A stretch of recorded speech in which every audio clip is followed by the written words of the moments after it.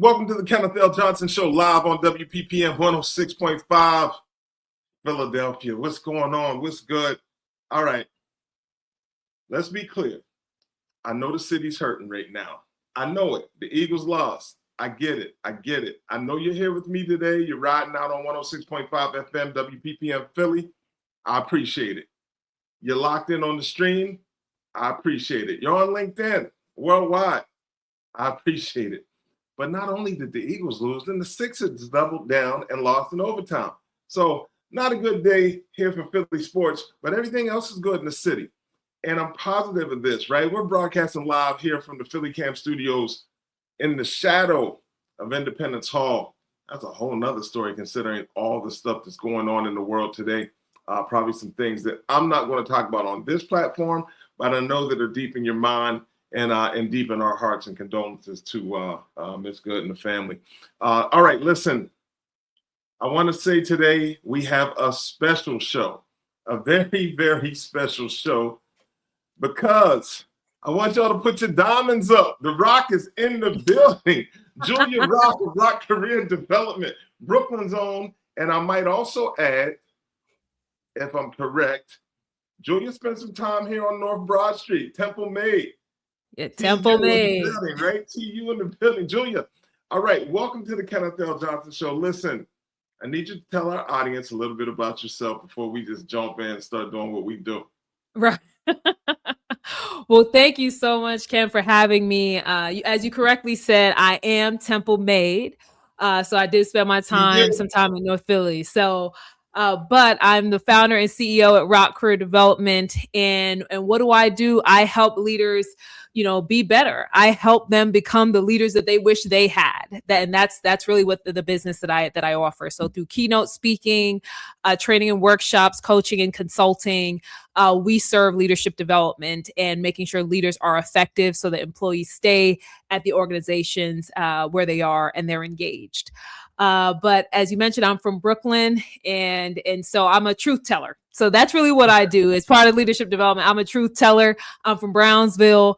And so, anybody who hires me to coach, train, speak, they know they're always going to get the real from me, because transformation doesn't start with people sugarcoating. It starts with people telling you the truth. And I'm just really excited about the conversation we're going to have today.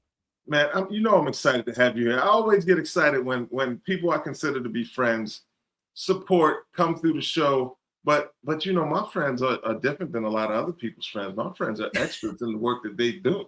So with that being said, not only are they my friends, but they're the best in the business at what they do. And that's what Julia Rock is as a leadership strategist. So I'm just super excited to have you here. You know what? Let's just chop it up for a second. So you're a Temple alum. Yes, sir. Spent some time in the area.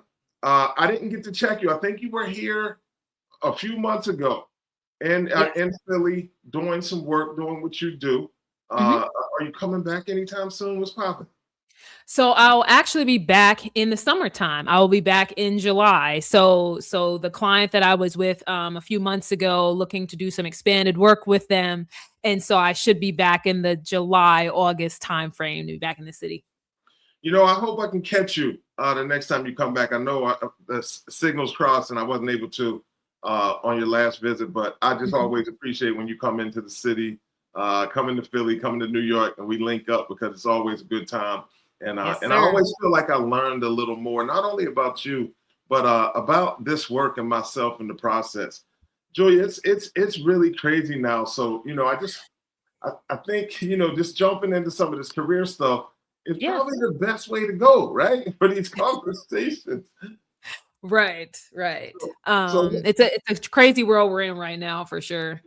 Man, it's unbelievably crazy. But listen, this is our kickoff show on the Kenneth L Johnson Show here on WPPM 106.5. And as we enter 2026, many organizations, Jade, are struggling to lead through constant change, from workforce expectations, AI integration, culture fatigue. What does responsible and effective leadership look like right now, right? So that's one part of the question. And what must corporate leaders stop doing if they want to retain trust, talent, and relevance?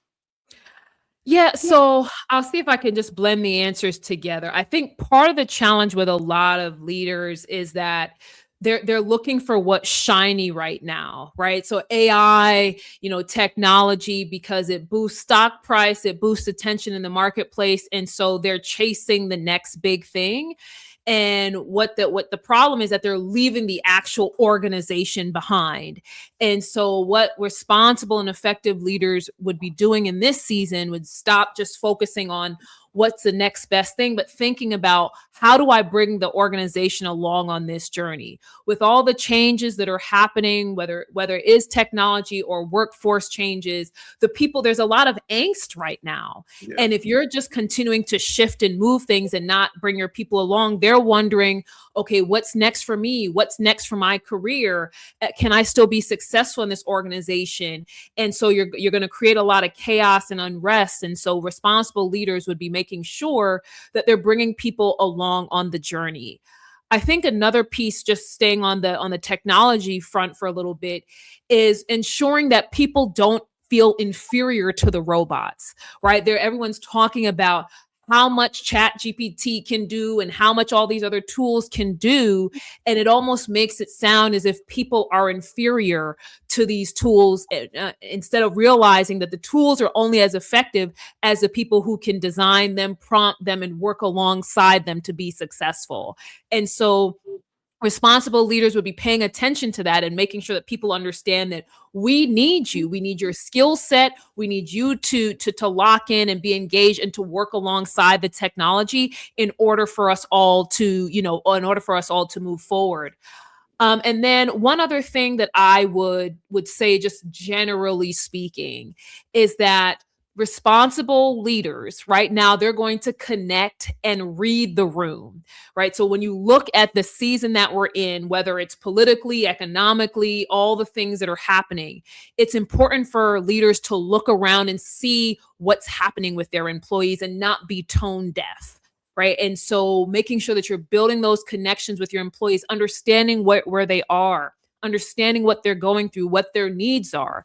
If you want to engage employees, if you want to retain them, you've got to connect with your employees and understand what's happening. So those are a few of the things that I would mention. So I try to blend the two answers together. I appreciate it. No, you provided a wealth of information. Listen, here at East Coast Executives, the world's leading recruitment firm, we are seeing a lot of what you're talking about, right? But on the flip side, as we're actively recruiting passive candidates, we're seeing job hugging at an all-time high. People aren't believing in the leadership, so they don't know where they stand at organizations. So they're trying to get some clarity, and that's a very unstable place, not only for people that are inside, because there's quiet quitting along with job hugging, and then you get a very stagnant culture, right? So that's some of the things that we're seeing out here, just in general, as we kind of navigate the spaces that we work in. I'd like to kind of lean in on the hiring managers. They're often focused on speed, credentials, yet they miss out on high potential talent, right? What mindset shifts and practical challenges, what mindset shifts and practical changes are you seeing that hiring managers should take in 2026 to better identify, develop, and retain talent, especially those candidates whose lived experience and leadership potential don't always fit in traditional boxes? Yeah, I think the big thing, and we've started to hear some of this, is shifting from kind of that credential base to think about skills. Like, so if you are a hiring manager, your job right now is to say, if I have an open position, what is it that what kind of person do I need in this role to be successful? In order for me to get what I need out of this position, what kind of person do I need? What skills should they have? And so that way you're not worried about whether or not you're checking the boxes, but it's about, does this person in some capacity, even if they've had a non-traditional background, in some capacity, have they experienced or built the skills or talents around this? And I think also what's important is thinking about the actual culture you're trying to build within an organization. Because Yes. typically you can teach people anything, right? There's YouTube, there's courses. So a lot of the credentials, and I say this as somebody who has an MBA, and I've got different letters for coaching and certifications, so not knocking them. But generally speaking, you can teach people anything. And so what hiring managers should be focused on are what kind of people will fit the culture. Because if you're creating a culture of learning, of people who want to work together, you can bring someone in who fits that, and then you give them the tools and resources they need to be successful. And so I think the focus should be less on can they hit the ground running because they have this background, and more so, do they have the skills I can work with? Do they have the raw experience I can work with? And do they have the mindset, and would they fit into the culture that I'm trying to build here? Because then I can pull on resources to help help them be successful. And I think that would allow hiring managers to have a lot more freedom in their hiring process, and it would open up the applicant pool because they Yes. don't have this stringent thing that they're trying to say, whatever is in the ATS or any of these back end tools. It widens the aperture quite a bit for them to be able to pull in the right talent, not just the quote unquote qualified talent. Wow. I love what you're speaking about. Let's stay there and start talking about some of the candidate stuff, right? Career growth in a rapidly evolving world. Jay, many professionals, they feel pressure to keep up, right?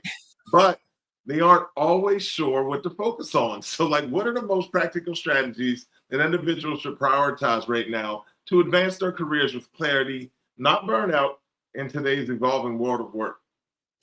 So I want to take a step back here because it's easy to get to tactics, but I think it's important for each individual to understand, like, why are they trying to keep up? Like, what are they going after, right? And so it's important for someone to think about, what career am I actually trying to grow in? What does success look like to me? Because then it will help you to focus on, well, where do I need to go and try to build new skills? Everyone says, well, you should learn AI. I mean, it's like, well, AI is like the broadest thing ever, Yeah. right? So it's really about, well, what field am I in, and what specific tools within that field will allow me to be successful. And here's the other thing that I think we've gotten away from. It's not just about knowing how to use tools. If you're trying to climb the ladder, quote unquote, or become more senior, it's also about additional skills, like soft skills or essential skills around communication, presentation, collaboration, and so forth. So I think it's important, before you think about, well, how do I keep up? It's like, well, why are you trying to keep up? And what are you trying to keep up with? What skill set, what industry, what lane do you want to be in? Get clear on that first, and then you can narrow down and target where do you want to spend your time and invest, because there's a wealth of information out there. There's so many tools that are available, and you don't want to get lost in trying to track down and try to keep up with everything, or burn through all your training dollars without really having a clear path forward. Those soft skills are so important. It's really interesting. We talk about emotional intelligence, right? And how that impacts, or how that has influence in the workplace, right? The people Mhm. that carry it and the people that don't, and how their direct reports feel when it's lacking versus Yeah. how they feel when they feel the support. And it's such an interesting thing, to talk about when you're speaking just about careers in general, because I think people don't pay attention to it. We've decided as an organization that we're going to double down on people. We're here to support individuals that we know. We see the pain. We see that there's some wellness things out here. But right now, I want to talk to you kind of about discipline, identity, Mm. and how that really allows for success, right? So when I hear you speak a lot, and it's about intention, it's personal discipline. I see you and I know you personally, so I feel like I got the inside look. But for you and your mind and then your practice, right? How do leaders and professionals align who they are with how they work, especially when navigating spaces that they may not have been designed for them? We've had some really deep conversations, and sometimes people make spaces difficult for others to be in, right? And what's your feedback for people that are experiencing some of that? So, and I draw on my own experiences too from a career perspective, and part of it is getting clear on who you are as an individual, right? So because oftentimes we tie our identity to our work, to our job title, and so that causes us to navigate spaces differently because we're tying our value and our self-worth to that. And so the first thing I would say is making sure that you're able to decouple those things and think about who you are as an individual, and how you want to be seen and what you want to be known for as a person. Because then when you are in spaces that may not be designed for you, you're still able to keep grounded and keep a certain level of authenticity, and maintain a certain level of courage, because it's like, I know who I am with or without this space. I don't have to become a chameleon. I don't have to bend in some way in order to still be to find success here. And also, and this is to shake the table a little bit, is that you may you may have to walk away, and you would be okay with walking away from certain spaces if you realize that, hey, this is challenging who I am at my core. And even though this company may be the best thing since sliced bread on paper, if I know that I cannot exist well, I cannot maintain my integrity, my courage is being trampled on, who I am is being trampled on, you can have that. You can have that within yourself to say, I know who I am. I'm okay with walking away.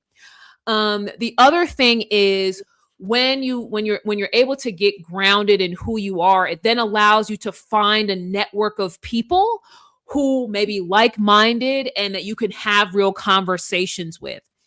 If you're navigating as a chameleon, right, you're turning into whatever they want you to be in whatever setting you are, then it's hard for you to find what I call your people, and the folks who can help you grow, the people who can give you good insight, give you good counsel, and help you to move forward.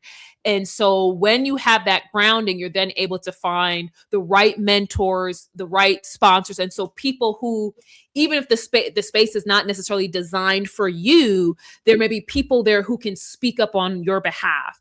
I can't tell you, thinking about my career in energy, there were people that spoke my name in rooms that I wasn't in. I didn't even know my name came up. I only found out afterwards. And the space wasn't designed for me, but the space was more conducive to them. And so they used their privilege and advantage to help me along. But that only came because I knew who I was, and I was able to show that and cultivate the right network in community. Jay, And then I'm sorry. Mm-hmm. Let's talk about moving forward and knowing who you are. I think there's some value if you choose to, or if you choose not to, let me know.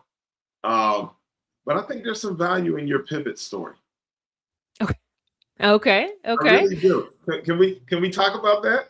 Sure. I'll let you ask the leading question, and I'll hop in. So how did you make a decision to move away from energy and put your energy into rock career development and stages and doing your thing? I know you did a TEDx. What's the title of your TEDx again?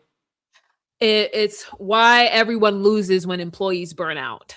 Check that out. Julia is like killing the stage. Green suit. Is that green? It is green. It's my money suit. My money suit. Green suit. Jay's on. No pun intended. Doing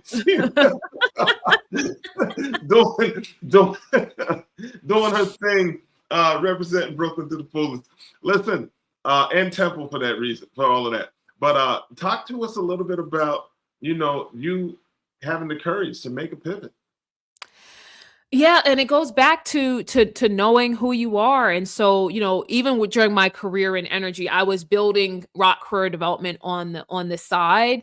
And I got to a point where I was personally grappling with, am I being who I'm supposed to be in this moment? Am I serving the purpose I'm supposed to serve in this moment? And sure, it's easy to stay in corporate because of the cushy job and salary and all the things. but I kept battling myself. And it's like, Julie, if you truly believe that this is who you're supposed to be, and serving people through leadership, and at the same time I was in a position where I didn't feel like I was able to be the leader that I know I could be, because of different things that were above my pay grade, for lack of a better word. So it's like, so battling those two things, I had to make the tough choice to say, you know what? If I'm going to bet on anybody, I'm always going to be my own best bet. And so that's when I said, I'm just going to go ahead and leave. And it wasn't an easy decision. I didn't make it overnight. It took time to come to that conclusion. And but it came from me being regrounded in who is Julia Rock, and what purpose is she supposed to serve on this planet, and I use that to guide me on my next steps. Yeah, and you're doing it extremely well. I know we're getting ready to wrap up soon, Jay, but I wanted to give some time.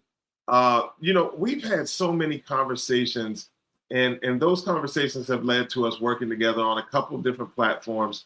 Always so appreciative of your support and everything. But you recently came to me and you wanted to have a conversation about mental wellness and mental wellness as a career strategy, right? And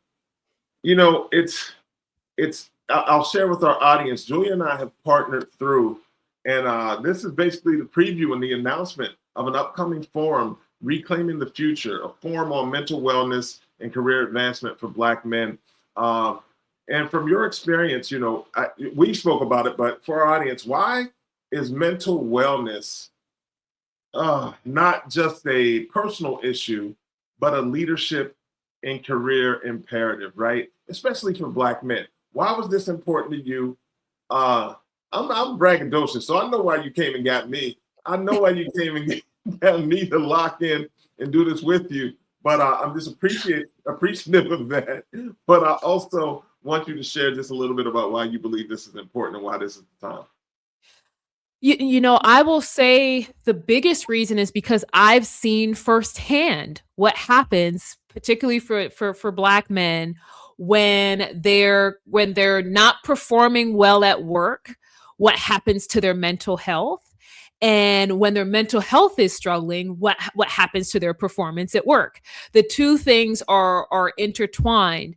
And it's even more pronounced as people climb the ladder and they're stepping into leadership positions, because the pressure becomes greater. And typically when you're climbing the ladder at work, you're also probably gaining more responsibility at home. Maybe your family is expanding, or there's more that's required of you. You're taking on more financial responsibilities and what have you. And so as someone who has seen that firsthand, for men that I have worked for, alongside, who have worked for me, clients, I've been coaching for almost 20 years. So clients anywhere from early career all the way to the executive level, the themes are the same. And so I said, in order to really help move this forward, I wanted to create a bigger conversation. Yes, we can do the coaching and other things, but what if we created a space that we had this conversation more loudly? And this is not to exclude anyone. Obviously, the conversation is open to everyone, but especially seeing the impact that's been had for Black men. I said, what if we actually created a setting for us to have this conversation and give people and hold space for it, right? Not make it an aside, not make it an all lives matter kind of thing, right? But really holding space for this important conversation and giving it the attention it deserves. I'm really excited about it. I want our listeners to know that there will be information, additional information, logistical information on Julia's social media feeds, of course, on the Kenneth L. Johnson Show social media and my own personal social media. I think it's an important issue. I think it's a conversation that needs to be had, and it's a space that needed to be created. And I'm happy to be working with you on it, Jay. Thank you for joining me on it. I'm excited. Like you said, why I came and got you. Yeah. You were honestly the only person that I wanted to do this event with. So now you're trying to come back to the show. Now you're trying to get you got to set it up. If you're going to talk that good about me, yeah, you coming back to the show. We all right over here. Hey, listen. I know you're the busiest woman in business, and I know you got to run. But please, any closing words for our audience?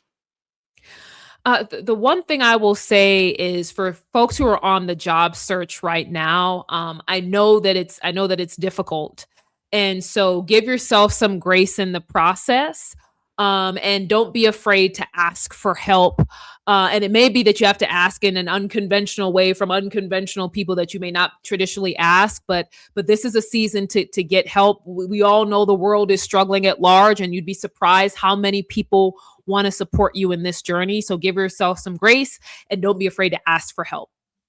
Don't be afraid to ask for help. It's a problem for a lot of people, but I think once you kind of get away from the reluctance to ask, you'll see that you should have asked way before your asking point. It's just an amazing thing. People are willing to help you.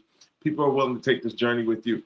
For one, I'm willing to do it. We're doubling down on people in 2026, Jay. If you don't mind, please let my audience know how they can stay connected to you and your work. Absolutely. So I'm on LinkedIn. So Julia Rock. I don't know how many there are on there, but I think I'm the only Julia Rock that's a top voice. So you can find me. And then I'm at the Julia Rock on all other social platforms. So please connect with me there. And I just want to leave one last word of advice for the leaders who are listening. So we talked to the job seekers, but for the leaders who are listening, life is hard for your employees. Go talk to them. They don't need another forum or some other team building. Like, go talk to them. Go sit with them. Your people need you. Hey, you know what? All right. So you got me somewhere real quick. Is this a one-on-one or is this even just a very just listen? This isn't a structured sit down. This is just me coming to connect with you as a human. That's right. So one-on-ones are fine, and they should be part of your process anyway. But this may just be a stopping by the desk or taking the person to coffee or walking to the water cooler together to catch up if you're in the office, or staying an extra few minutes after the Zoom call to just check in with somebody. Find unstructured ways to talk to your people because they need you. Man, we appreciate you. We needed you today. Thank you for kicking off 2026. I wouldn't have wanted to do it any other way. I like doing this with my friends. So, Julia, thank you so very much. Look, I know you got to run. Thank you for joining us today. We really appreciate you. Thank you so much, Ken. Really appreciate being here. Thank you so much. Take care. Wow. All right. We did it again. It's the Kenneth L. Johnson Show.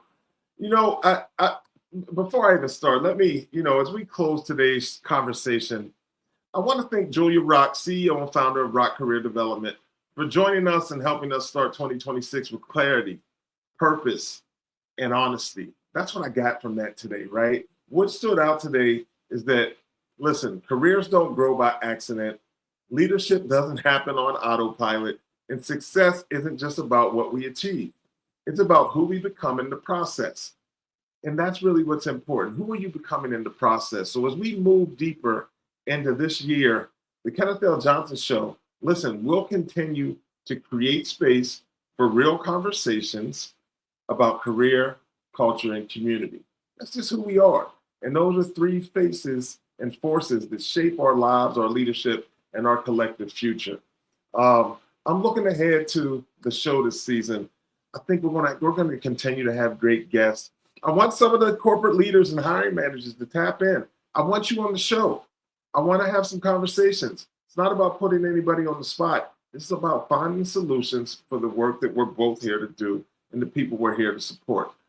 We're also looking forward to our upcoming event and the partnership that Julia spoke about, Reclaiming the Future, a forum on mental wellness and career advancement for Black men, because professional growth and personal wellness are not separate conversations. They are deeply connected. And with that being said, I want to thank all of you, everybody that tuned in here in Philly on 106.5 FM, WPPM Philly. I appreciate you. Thanks for tapping in and locking in with me and making me know that home is like no other place. Also, for everybody streaming worldwide, all our supporters and people that just want the information, we appreciate you. Thank you so very much. And of course, to our audience, our growing audience on LinkedIn, I want to thank you all for hanging out with the Kenneth L. Johnson today. Kenneth L. Johnson Show today here on WPPM 106.5 Philadelphia. Listen, thank you for listening, for reflecting, and for showing up with intention. This is the Kenneth L. Johnson Show, 106.5 FM Philly, streaming worldwide, broadcasting live here on LinkedIn. Career, culture, community, and remember, you belong here. Thank you.